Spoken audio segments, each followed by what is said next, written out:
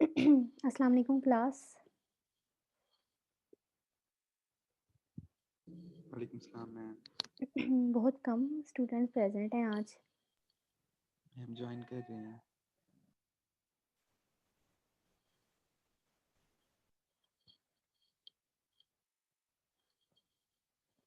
थोड़ा सा इंतज़ार कर लें फिर।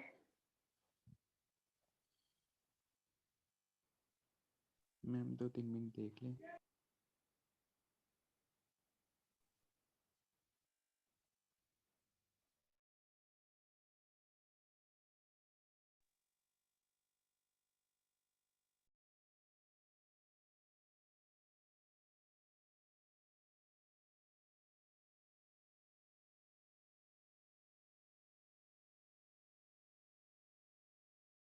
हम कर लें स्टार्ट, टाइम तो हो ही गया काफी देर का।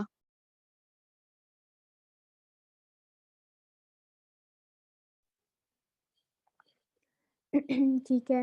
ये लास्ट क्लास में जो इन प्रीवियस क्लास हमने डिस्कस किया था क्वेश्चनेयर को, कि एक पॉलिसी जो हम डेवलप करेंगे ग्लोबली डब्ल्यूएचओ की तरफ से, फिर उसको उसके लिए हमने एक क्वेश्चनेयर डेवलप किया था जिसको हमने आगे फर्दर ग्लोबली मुख्तलिफ कंट्रीज़ में हमने उसको अप्लाई करवाया था। तो उसका फिर हमने ये क्वेश्चनेयर हमने डिस्कस किया था कि उसमें कितने-कितने पार्ट्स है, लाइक 7 मॉड्यूल्स, और वो कितने कंट्रीज़ ने उसको रिस्पॉन्ड किया था। 123 कंट्रीज़ ने उसको रिस्पॉन्ड किया था और ये सारी हमने परसेंटेजेस से देखा था। तो आज हम ये देखेंगे कि analysis of policy environment and governance, national policy and institutional environment.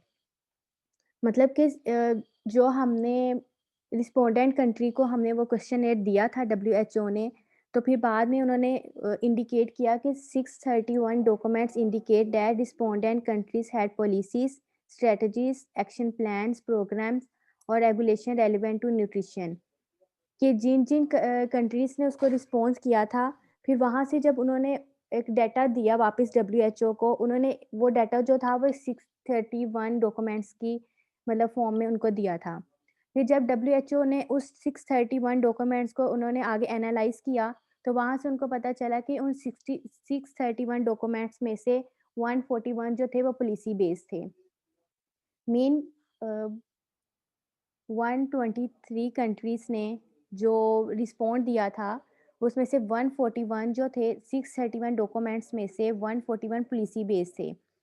Policy base मतलब उन्होंने written statements of commitment by a nation state relate to health called health policy. ये उन्होंने जो 141 डॉक्यूमेंट्स बनाए थे, उन्होंने एक वो रिटन स्टेटमेंट में लिखे कि उन्होंने सिर्फ़ एक क्वेश्चनेयर तो उन्होंने फ़िल करवाना ही था, वो उन्होंने अपनी कम्युनिटी से, टारगेट पीपल से वो फ़िल करवा लिया। मगर उन्होंने वहाँ उससे जो एनालाइज़ किया था या उन्होंने जो पॉलिसीज़ बनाई थी, जो उन्होंने आगे डब्ल्यूएचओ को देनी थी, उसको उन्होंने फर्दर प्रोसीड करने के लिए उनको एक रिटन स्टेटमेंट में लिखा था, जिसको उन्होंने पॉलिसी बेस का नाम दिया। मतलब जो उन्होंने हेल्थ रिलेटेड जो प्रोग्राम थे, जो पॉलिसीज़ थी नेशन की, वो 141 पॉलिसी बेस थी। तो नेक्स्ट अगर देखें तो 197 स्ट्रैटेजीज़ बेस थी। स्ट्रैटेजीज़ बेस मतलब कि उनका जो एक प्लान ऑफ वर्क उन्होंने किया था, वो उन्होंने उसको अचीव करने के लिए लॉन्ग टर्म मतलब उसको डिज़ाइन इस तरह से डिज़ाइन किया था कि हम उसमें से ओवरऑल जो हमारा एम है, मतलब अगर हमने एक कम्युनिटी को अगर हम देख रहे हैं कि इसमें कोई किसी भी विटामिन की चलिए हम फर्ज़ करते हैं कि उसमें विटामिन ए की डेफ़िशिएंसी थी। तो उन्होंने उसको एक ऐसी स्ट्रैटेजीज़ बनाई 197 डॉक्यूमेंट में, कि उन्होंने अपना जो एम था कि हमने इस कम्युनिटी में से विटामिन ए की डेफ़िशिएंसी को कम करना है, उन्होंने वो एक ऐसा प्लान डिज़ाइन किया जो कि बहुत लॉन्ग टर्म था और उसको वो अचीव कर सकते थे अपने एम को, जिसके लिए उन्होंने वो सारा क्वेश्चनेयर फ़िल करवाया था। तो आगे देखें तो उसमें थे 67 जो थे वो एक्शन प्लान बेस्ड डॉक्यूमेंट थे। एक्शन प्लान मतलब जो था वो सेम हाउ पॉलिसी बेस्ड जैसा ही था, यानी कि रिटन स्टेटमेंट थी और वो कंटेन था डिटेल ऑपरेशनल प्लान्स, और उसमें मतलब उसमें हर किस्म की डिटेल थी, और उन्होंने फर्दर उसमें ये भी डिटेल दी थी कि अगर हम ये एक्शन प्लान करते हैं, तो इसमें हमें कितने बजट की ज़रूरत है। कि अगर हम इसको एक प्लान जो हमने रेडी कर लिया है और उसको हम एक कम्युनिटी में या एक नेशन में हम उसको अप्लाई करने जा रहे हैं टारगेट पीपल्स में, तो उसमें कितने स्टाफ की हमें ज़रूरत होगी और कितना हमें उसमें बजट चाहिए होगा। लाइक जैसे हम एक सप्लीमेंटेशन कर रहे हैं, एग्रीकल्चर फॉर्म में या एक फोर्टिफिकेशन कर रहे हैं किसी भी विटामिन की, तो उसमें कितना हमें बजट आएगा? उस पूरी नेशन को लेकर या उस पूरे एक रीजन को लेकर, और उसमें हमें कितने स्टाफ की ज़रूरत होगी? वो सारा जो था वो एक्शन एक्शन प्लान पे वो बेस कर रहा था। नेक्स्ट जो था वो 125 डॉक्यूमेंट जो थे वो प्रोग्राम बेस्ड थे। प्रोग्राम बेस्ड मतलब कि उन्होंने जो एक प्लान एक्शन प्लान उन्होंने कर लिया था, फिर उन्होंने provide detail for implementation of the action plan, specific project are design within a programme. कि उन्होंने एक प्रोग्राम को तो डिफाइन कर दिया था, फिर ना सिर्फ उन्होंने एक प्लान बताया, बल्कि एक स्पेसिफिक प्रोजेक्ट जिसको लेकर उन्होंने आगे चलना था उसको डिफाइन भी किया। उस प्रोग्राम बेस में जो 125 डॉक्यूमेंट्स है वो इस पर कंटेन कर रहे थे। उसके अलावा जो 101 जो थे वो रेगुलेटरी बेस थे। रेगुलेटरी बेस मतलब कि उन्होंने एक्शन प्लान तो दे ही दिया था, उसको मॉनिटर किस तरह करना है, उसको आगे फर्दर लेकर चलना कैसे है। अगर कोई भी उस एक्शन प्लान को फ़ॉलो करने के लिए कोई भी मुश्किल या कोई भी परेशानी आ रही है, उसको उन्होंने मॉनिटर कैसे करना है, वो सारा रेगुलेटरी बेस में आएगा। समझ आई है यहाँ तक क्लियर हुआ है? ये डॉक्यूमेंट्स जो थे उसमें policy, strategies, action plan, programme और रेगुलेटरी बेस क्या था? अगर ये सारे अगर में से कोई भी अगर प्रॉब्लम कर रही है, समझ नहीं है, आप बताएँ हम उसको दोबारा देख लेते हैं। मैम हम इनकी प्रॉपर डेफिनेशन कैसे लिख पाएंगे पेपर में अगर आपने पूछ ली तो? अच्छा। तो जब आप मेरा लेक्चर लेते हैं, मेरा नहीं किसी भी टीचर का, तो आपने कोई वो नोट्स नहीं बनाते आप साथ? कोई रफ बनाते हैं कॉपी? मैम। मैम बनाते हैं नोट्स, लेकिन इसकी तो मतलब जनरल एग्जांपल्स ही हैं ना सारी, वो तो बाद में भूल जाती थी।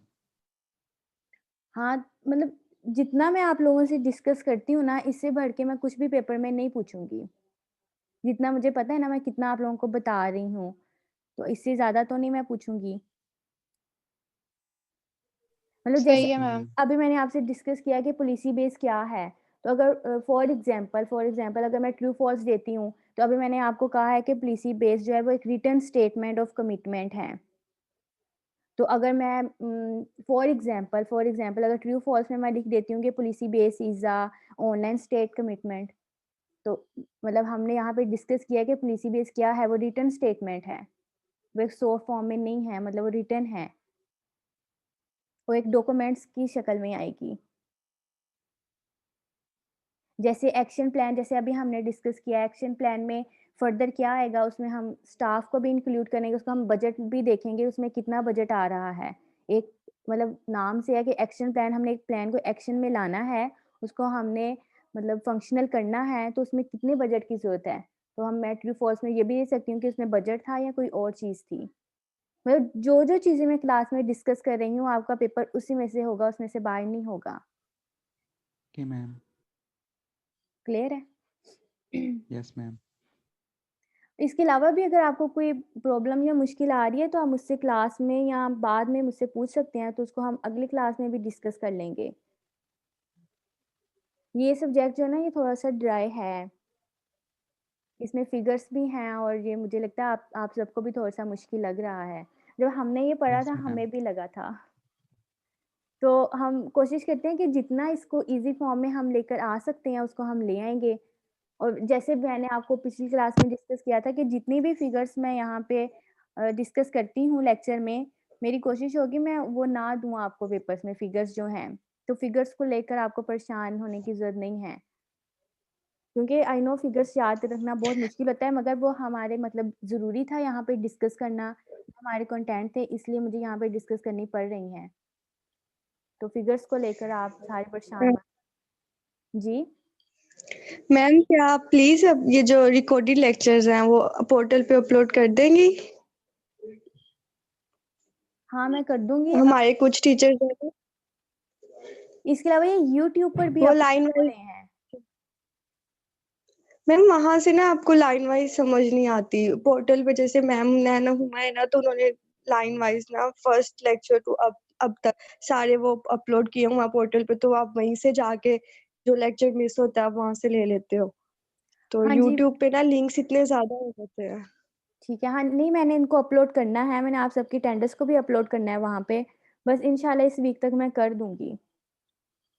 जितने भी आपकी ठीक है, attendance thank you so much ma'am. Lectures तक या जितने भी आपके लेक्चर हैं रिकॉर्डेड वो मैं अपलोड कर दूँगी। आपकी अटेंडेंस के साथ आप अपनी अटेंडेंस भी देख सकते हैं।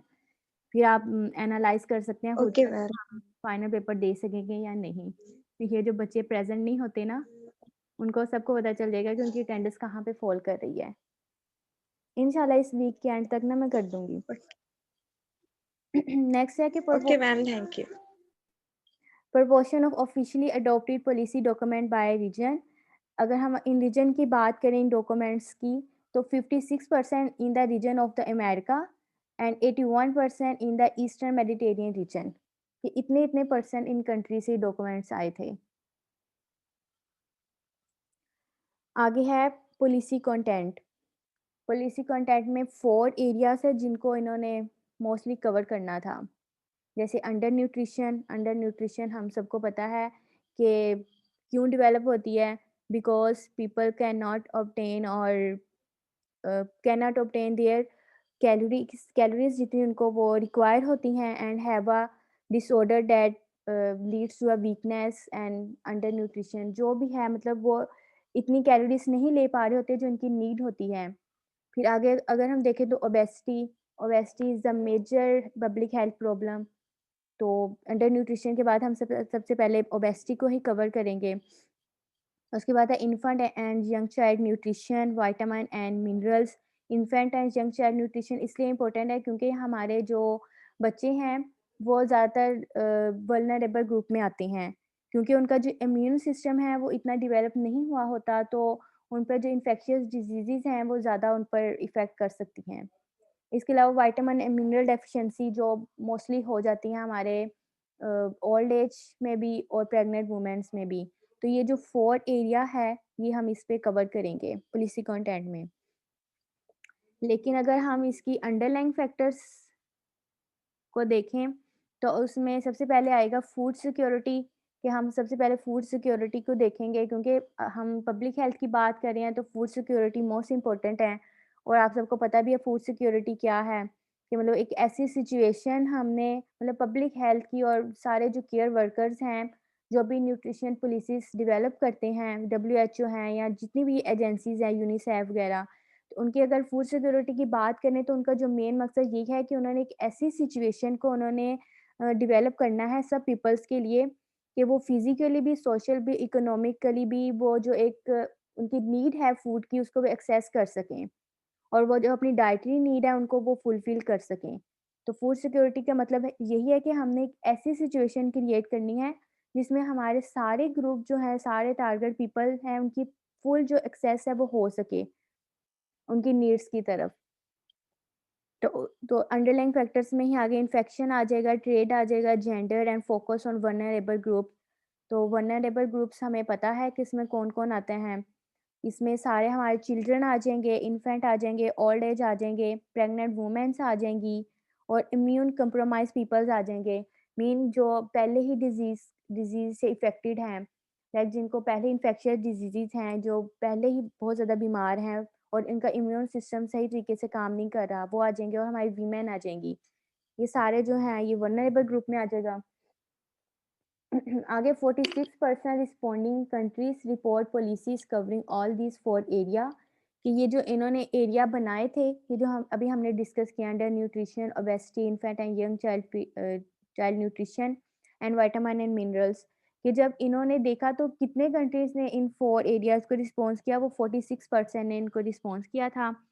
लेकिन आगे हम आगे obesity and diet related non non communicable disease और पॉलिसीज़ की बात करें, तो उसमें वेस्टर्न पैसिफिक रीजन 100% रिस्पॉन्स किया था और रीजन ऑफ द अमेरिका ने 92% किया था और यूरोपियन रीजन ने 91% किया था। नेक्स्ट है more countries focus on obesity then the diet related non communicable diseases, के क्योंकि ओबेसिटी जो है हमारा मेजर प्रॉब्लम है पब्लिक हेल्थ, तो जितने भी कंट्रीज़ ने रिस्पॉन्ड किया था उसमें से सबसे ज़्यादा जो ओबेसिटी पे वर्क किया गया था, क्योंकि ओबेसिटी जो है वो मेन काज़ है बाकी सब डिजीज़ेज़ की भी, लाइक डायबिटीज़ की भी, हाइपरटेंशन को अगर हम देखें तो उसको भी, और कार्डियोवास्कुलर डिजीज़ेज़ की भी।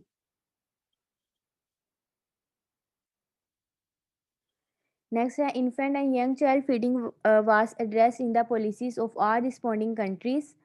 Breast feeding was more often addressed than complementary feeding.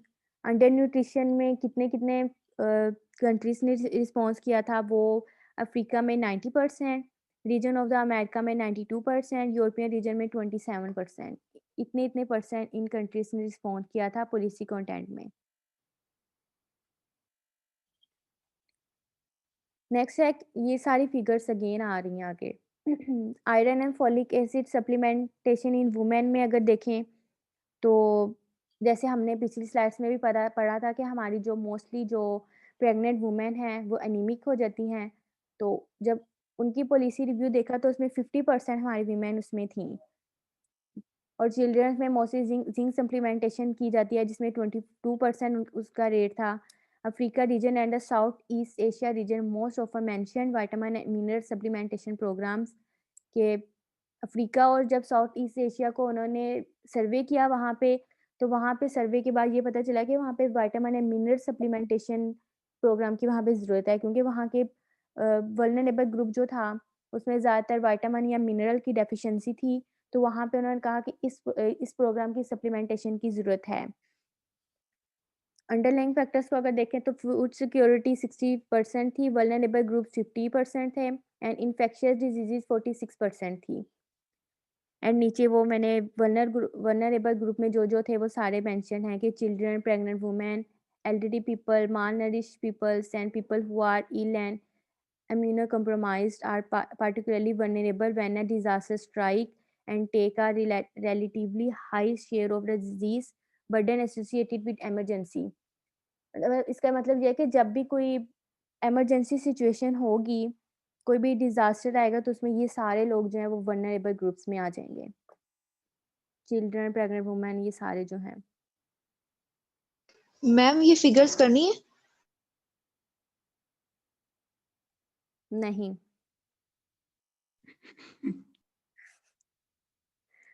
बार बार मुझसे मत पूछिए, मैं एक बार मेंशन कर चुकी हूँ कि फिगर्स से आप लोग परेशान मत हो।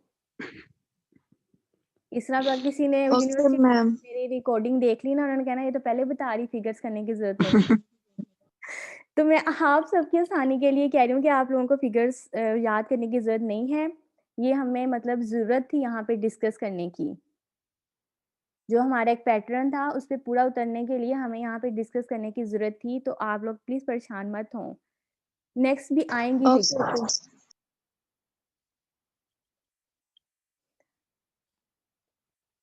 मेरी पूरी कोशिश होगी कि आप सबका ये मतलब लास्ट सेमेस्टर है तो अच्छे-अच्छे से क्लियर हो जाए और पेपर जो हैं वो सारे अच्छे से हो जाएँ। तो आप आमीन सुमा इस चीज़ को लेकर परेशान मत हों आप। नेक्स्ट है policy coordination. Out of 190 indicated for coordination mechanism के जितने कंट्रीज़ ने रिस्पॉन्ड किया था 119 उनमें से 90 जो थे उन्होंने इंडिकेट किया था कोऑर्डिनेशन मैकेनिज्म को, कि जो भी हम एक पॉलिसी लेकर चल रहे हैं या जो भी हमने सर्वे किया था उसमें मोस्ट इम्पोर्टेंट क्या था, वो कोऑर्डिनेशन थी। किस-किस के दरमियान कोऑर्डिनेशन, उनके स्टाफ के दरमियान, या उन्होंने जो एक कमेटीज़ बनाई थी या उन्होंने जो ग्रुप्स बनाया था उनके दरमियान जो कोऑर्डिनेशंस थी वो बहुत इम्पोर्टेंट थी। और वो कोऑर्डिनेशन किस-किस के दरमियान थी, in the form of committees, councils, working groups और टास्क फोर्सेस। ये अब देखिए हम ये ग्लोबली एक क्वेश्चनेयर जा रहा है ये पॉलिसी कंटेंट के लिए, तो हम देखें अगर हम एक छोटी-सी चीज़ करते हैं, घर से अगर स्टार्ट करें तो हम उसको अगर हम उसको एक प्रॉपर चैनल से लेकर चलें कि सबसे पहले हम जैसे हम पेपर की तैयारी की बात करते हैं, अगर हम एक हमने टॉपिक या एक हमने पैराग्राफ बीच में से पढ़ लिया, एक एंड से पढ़ लिया, एक शुरू से पढ़ लिया है, तो वो तो एक सारा मैस क्रिएट हो जाएगा, हमें पता भी नहीं चलेगा कि हमने कौन-सी चीज़ हमारी कवर करने वाली रह गई, कौन-सी नहीं। तो इसी तरह क्योंकि ये तो एक ग्लोबली यहाँ पे काम हो रहा है पब्लिक हेल्थ पर, तो इसको भी एक प्रॉपर चैनल से लेकर चलने के लिए सबसे पहले एक कमिटीज़ बनानी पड़ती हैं कि कौन-कौन सी किस-किस रीजन में, कौन-कौन से कंट्री में कौन-सी कमेटी काम करेगी। फिर वो काउंसिल्स बनाएँगे। जैसे हमारे अगर हम इर्द-गिर्द देखें तो यूनियन काउंसिल्स होती हैं और बहुत सारी काउंसिल्स होती हैं। इसके अलावा वो वर्किंग ग्रुप्स बनाएँगे कि इतनी कमिटीज़ तो उन्होंने बना ली कि इतने कंट्रीज़ में इतनी कमिटीज़ और एक-एक कमेटी का ये काम है, वो इस चीज़ को कवर करेगी। फिर उस कमेटी ने फर्दर उसको मुख्तलिफ ग्रुप्स में डिवाइड किया कि अगर आपके ज़िम्मे या आपके अंडर ये वाला कंट्री आ रहा है या उस कंट्री का ये वाला रीजन आपके अंडर आ रहा है, तो आपने वहाँ पे वर्किंग ग्रुप्स कितने बनाने हैं। कि एक ग्रुप के अंडर कितने आपके जो पीपल्स हैं वो आएँगे। जैसे हम क्लास में भी ग्रुप बनाते हैं, ग्रुप 1, ग्रुप 2 फिर उसको हम फर्दर देखते हैं कि एक ग्रुप के अंडर कितने चिल्ड्रन्स हैं या कितने उसमें स्टूडेंट्स आ रहे हैं। तो फिर वो मतलब एक पूरी कोऑर्डिनेशन के ज़रिए हम उसको देखेंगे कि इतने ग्रुप्स बनेंगे, फिर हर ग्रुप को जो हम एक टास्क देंगे, कि आपका ये टास्क है कि आपने देखना है कि आपने इस कंट्री का या अगर इस सिटी को अगर आपने मतलब फ़ोकस करना है, तो देखना है कि उसमें कौन से ऐसे लोग हैं जिसमें ये वाली डिज़ीज़ ज़्यादा प्रिवेल कर रही है, ये वाली डेफ़िशिएंसी ज़्यादा हो रही है, या ये वाली हम इसमें ये वीकनेस देख रहे हैं इस रीजन में। तो वो सारा उसको टास्क फ़ोर्स देंगे, फिर बाद में जब वो आएँगे, वापस अपना काम करने के बाद वो फिर उसको एक डॉक्यूमेंट की शक्ल में देंगे। जैसे अभी हमने पीछे डिस्कस किया कि 631 डॉक्यूमेंट्स आए थे क्वेश्चनेयर को अप्लाई करने के बाद। तो ये सारा वर्क किस तरह हुआ, ये पूरी कोऑर्डिनेशन एक मैकेनिज़्म के ज़रिए था, जिसमें सारी कमिटीज़ और काउंसिल शामिल थीं। तो उसके बाद देखें जो हेल्थ है वो मोस्ट इम्पोर्टेंट थी कि हमने जो हेल्थ पे तो कंप्रोमाइज़ करना ही नहीं है। Health most involve in the coordination of nutrition policies कि जितनी भी न्यूट्रिशन पॉलिसीज़ हमने बनाई थी उसमें मोस्ट इम्पोर्टेंट ज़ाहिर बात है हेल्थ को डिस्कस करना था। मतलब हेल्थ को लेना था कि ऐसी कौन-सी चीज़ है जिसके ज़रिए हम इनका जो हेल्थ स्टेटस है वो एनहांस कर सकते हैं। हेल्थ के बाद जो जिसको फ़ॉलो किया था वो था एजुकेशन और रिसर्च थी, कि लोगों को हमने एजुकेट करना है कि आप खुद के स्टेटस को किस तरह ठीक कर सकते हैं हेल्थ स्टेटस को। एंड एग्रीकल्चर एंड फूड था, कि अगर देखिए एक वर्किंग ग्रुप था वो एक एरिया में काम करने गया और उसने वहाँ पे काम किया और उसको पता चल गया कि इसमें यहाँ ये वाली डिज़ीज़ेज़ या ये वाली जो डेफ़िशिएंसी है वो प्रिवेल कर रही है। फिर उसको हमने कंप्रोमाइज़ नहीं करना, उसको हमने देखना है कि इसको हमने सॉल्व कैसे करना है। अगर हमें वहाँ पे सप्लीमेंटेशन की ज़रूरत है या फोर्टिफिकेशन की ज़रूरत है, या कोई भी हमें वहाँ पे किसी ऑर्गेनाइज़ेशन के साथ कोलैबोरेट करके हमने उसको कवर करना है, तो हम वहाँ पे फूड को और एग्रीकल्चर को ही देखेंगे क्योंकि यही हमारी जो हेल्थ पे फ़ोकस करती हैं और इसी के ज़रिए हम अपनी डेफिशिएंसीज़ को पूरा कर सकते हैं। तो अगर हमें यहाँ पे फोर्टिफिकेशन की ज़रूरत है, तो हम एग्रीकल्चर सेक्टर के पास जाएँगे कि आप जो फार्मिंग कर रहे हैं, उसमें ये वाली चेंजिंग की ज़रूरत है। या अगर हम फूड को डिस्कस करेंगे, तो अगर हम सप्लीमेंटेशन की ज़रूरत है, हम मुख्तलिफ ऑर्गेनाइज़ेशन के पास जाएँगे, जो वर्किंग ग्रुप्स थे, कि हमने यहाँ पे ये काम देखा था, इसमें ये वाली जो वीकनेस है, वो आ रही थी या ये वाली डेफिशिएंसी थी, तो उसको वो फिर कवर अप करेंगे। Half of the respondent mentioned trade sector involved in nutrition coordination except in European region and Southeast Asia region. कि जो हाफ जो पीपल्स थे उन्होंने इसको इन्वॉल्व किया न्यूट्रिशन कोऑर्डिनेशन को, मगर जो किसने नहीं ज़्यादा किया था यूरोपियन रीजन और साउथ ईस्ट एशिया रीजन में। फिर अगर हम फाइनेंस सेक्टर की बात करें तो most often involve Africa region and the Western Pacific reason के फाइनेंस सेक्टर में ये वाले रीजन ज़्यादा उन्होंने वर्क किया था। लेकिन अगर सोशल वेलफेयर सेक्टर देखें तो 1/3 countries of European region and the South East Asia region, NGOs, civil society and UN agency, इसमें कौन कौन से कंट्रीज थे? वो अफ्रीका रीजन था, South East Asia region and Eastern था, Mediterranean region and the Western Pacific region cited as a partner in nutrition coordination. कि ये सारे जो कंट्रीज थे इसी एजेंसी में इन्होंने मिलकर ये काम किया था या ये वाली एनजीओस में।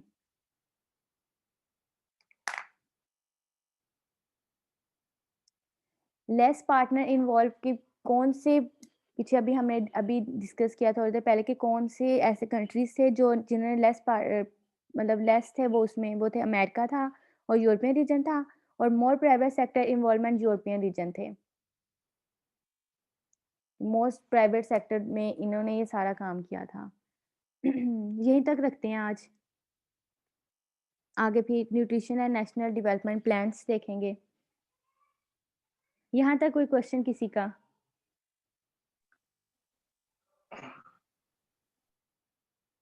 अटेंडेंस लगा दिया सबने? मैं जी। यस इसमें सारा डेटा दूसरी कंट्रीज का दिया हुआ है, पाकिस्तान का क्यों नहीं है? क्योंकि पाकिस्तान में अभी इस पे काम ही नहीं किया गया, या किया था तो वो सही इम्प्लीमेंट नहीं हुआ। तो ये पब्लिक हेल्थ हम ग्लोबली बात करेंगे।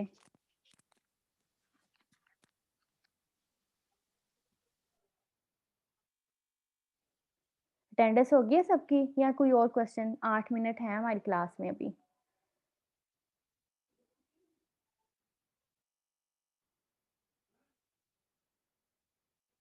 मैम हमारे मीट का कोई नोटिफिकेशन आया है? नहीं, अभी डेट ही है, अभी ये बताया नहीं है कि किस तरह है।